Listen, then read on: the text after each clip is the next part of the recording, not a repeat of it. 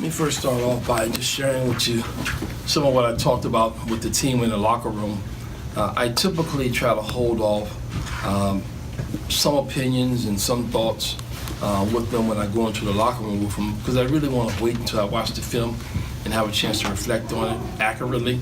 But one thing that was very glaring to me, to the naked eye, I thought was the way we played together.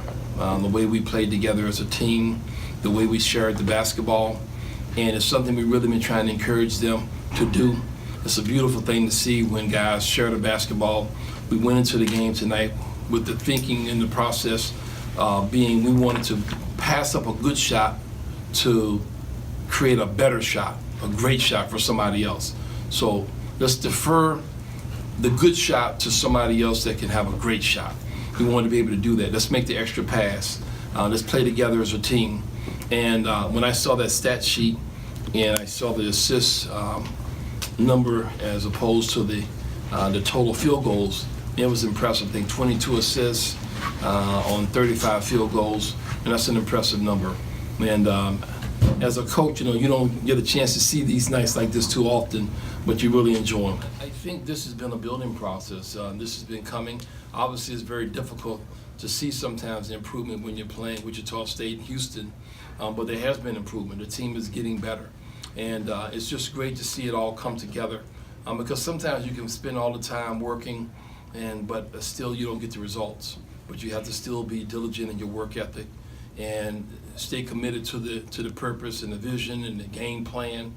And it's a team that's been getting better, and they've been embracing the message.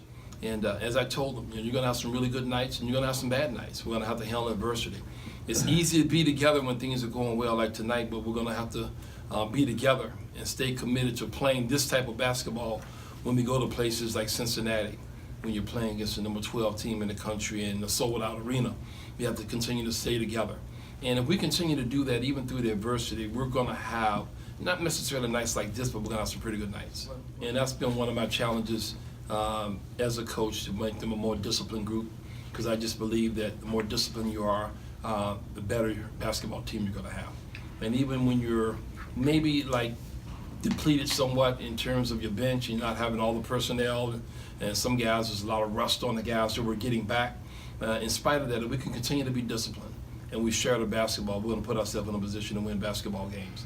But the cornerstone of what we're trying to do here is going to start with discipline. And if we can continue to be disciplined, that's the first step in being able to manage a lead, because you got to have good shot discipline. You got to be disciplined on defense when you're not going for steals. And the tendency is when you have a big lead is to kind of lose your principles. You want to try to go for steals. You want to take questionable shots. That's when you have to be disciplined. You have to be sound.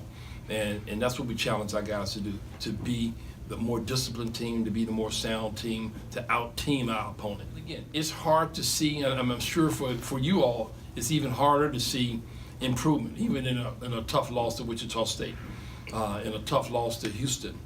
And I was very encouraged in both of those. I was encouraged that our guys can continue to fight hard. And I knew eventually that effort was going to pay off. It was going to pay dividends. We were putting some things away in those losses, and they all came to fruition today. Adding to our bank account, if you could almost kind of say, in terms of putting a basketball bank account, we were actually making some deposits in those games.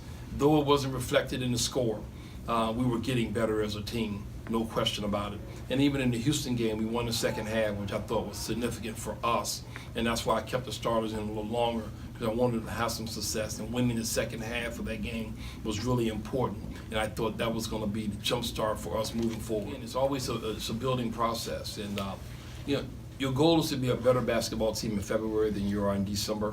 And I think we're on track to that. We just need to continue to go forward with what we're doing, with the message, embrace it, and just understand it doesn't all come together right away. And I often tell these kids, I've seen guys, we used Caleb White, for instance, last year. He worked really hard with his shooting, and he didn't see the results until later in the season. And that's often the way it is sometimes with a basketball program. You have to make the building blocks. You got to build and continue to build those blocks, and eventually things start coming together.